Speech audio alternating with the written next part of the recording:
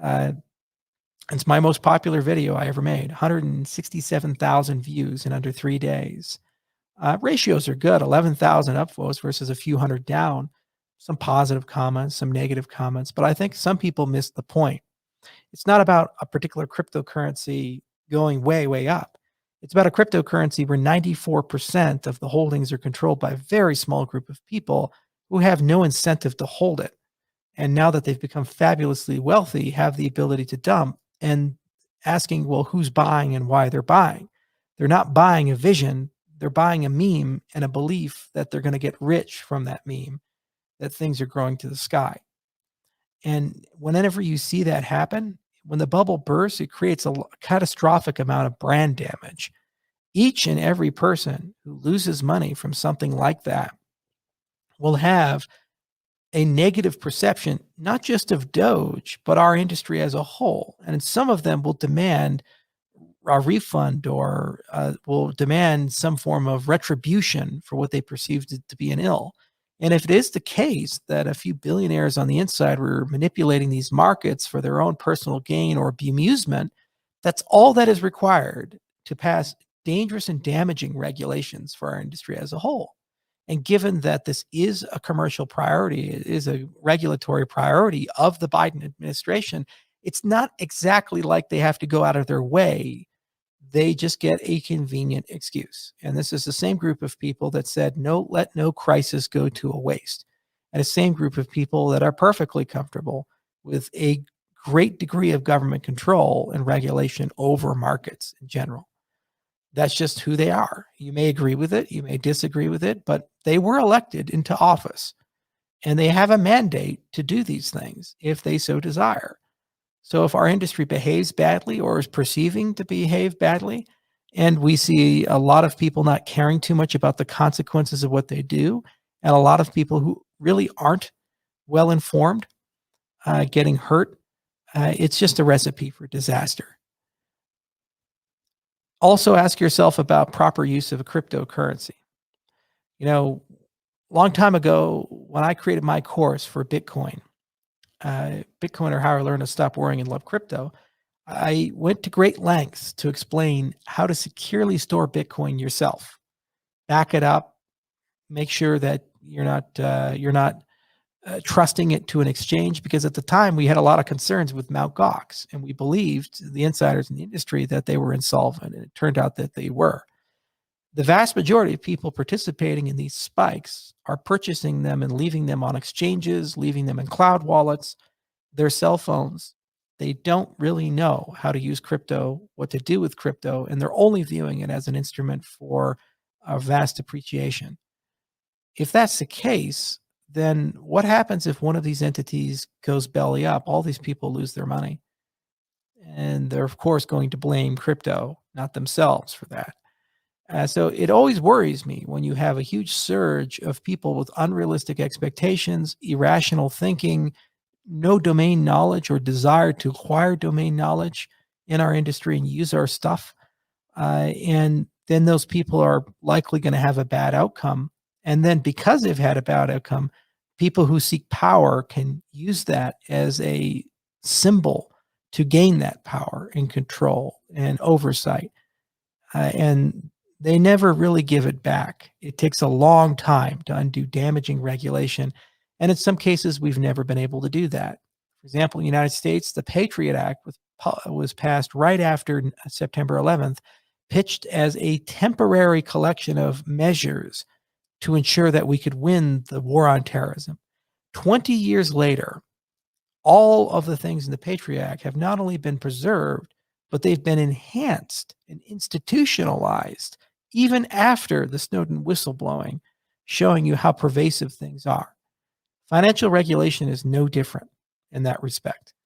The minute that a new regulatory agency is constructed, the minute that a new standard is created, a corpus of law gets formed around it. Special interest groups form around it. Why is tax law so complicated? Because there's thousands of very well compensated tax attorneys. And anytime you try to simplify tax law, what you're inadvertently doing is putting them and H&R Block and the rest of these guys out of business. So they lobby against tax law being changed. Similarly, when regulations become more onerous and arcane, the incumbents like it because they already know how to comply, and it prevents startups from being able to enter their space. So it actually creates a regulatory barrier to entry. And then the accountants and the tax lawyers and these other people love it because they can make untold millions to tens of millions to hundreds of millions of dollars helping businesses stay in compliance. And then the government likes it because they like power, they like control. Our whole industry was built by someone who was afraid of the government. Why? Because he stayed anonymous. Why? Because look at everything that happened before Bitcoin came out. Look at the Liberty Dollar. Look at all these other attempts to create private currencies. The people who created them went to jail. So it's a legitimate fear. It's a legitimate concern. And if people repeatedly publicly tell you what they think and what they're going to do, you don't hand them the ammunition to go and do it unless you want to. So just do understand that and understand where I come from, where the industry is at, what I've seen being a leader in this industry, dealing with other leaders in this industry, and unrealistic expectations. What makes me most sad and why I say that my life's work in some way has been jaded by some of these events is that I honestly do believe that the things that we do are going to change the world. I really do. It just makes sense to say that you can build so much into the protocol to protect people from themselves or future problems. Just the other day, I was having a meeting about NFTs, and a lot of artists, they care about a social cause. It could be clean water in Africa.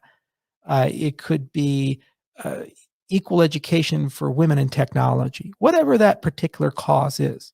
Imagine if when you sell your art, every time the art is sold for the rest of time, 10% of that transaction gets donated to the cause that the artist cared about.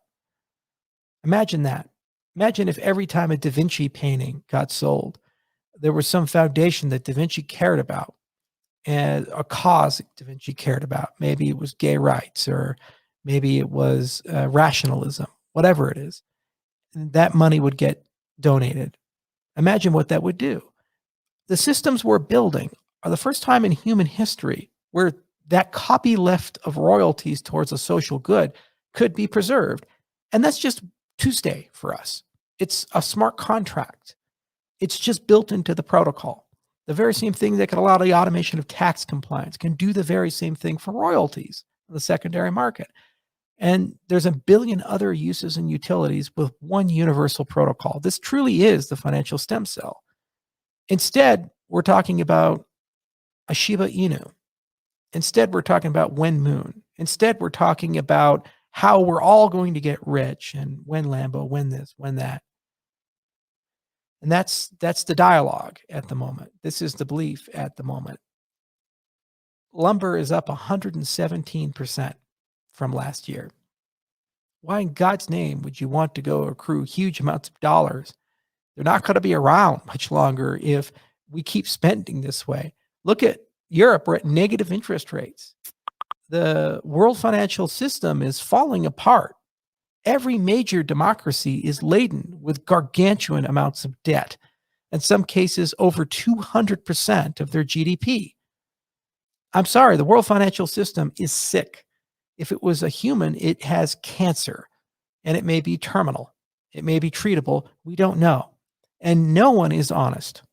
No one wants to admit that it's not good policy, that every time you want something, you don't have to make hard decisions. Instead, you just print money out of thin air, but yet inflation doesn't exist. And that carries into the behavior of the people. So the short-term avarice on the government side and short-term avarice on our ecosystem side, unfortunately creates a reality where when we look at the real use cases and utility systems, truly fair marketplaces, truly transparent marketplaces, contracts that can't lie, contracts that give you a guarantee that you're treated fairly, regardless of your last name or the country you're born into. All of that takes second fiddle to where we would like to go as an industry. This is why I take these things so seriously. And this is why sometimes I have so much lament over what's happened. So, my belief, regulation is coming. It's my belief it's going to come this year. It's my belief it's going to be a big discussion, and that the industry as a whole hopefully will rally and get involved in these types of things. And I think that we'll find a way to get out of it, as we always do. And I don't believe any U.S. regulation will ultimately kill cryptocurrencies. I think cryptocurrencies are here to stay. And I think ultimately cryptocurrencies will be successful. The only thing I think bad regulation will do is harm my country and harm our economy, and not harm crypto in the long term. I also believe that some of the behavior that we are seeing in the NFT and in the DeFi space and in some of the infrastructure side is counterproductive to the industry's ability to actually deliver on its promises. And I do believe there are some bad actors in this industry. Some people think I'm a bad actor. They never exactly explain why or correlate why with what I've actually done and the accomplishments I have, but they certainly believe it. And I'll call out some of the people that I think are behaving badly and behavior that's badly, even if it's from a commercial viewpoint counterproductive. I gain nothing by calling out Elon Musk other than limiting my ability to work with his business empire. But I still think it's bad behavior. In the best case scenario, it's trolling people into doing something that's financially irresponsible. In a cynical worst case scenario, he could be actually taking their money. In either event, it's despicable. And again, I gain nothing by calling it out, and no one in our industry seems to have the courage to do so. But I have to do my conscience. I have to follow my conscience in that respect. So until next time, thank you all for listening, and I'll talk to you guys soon.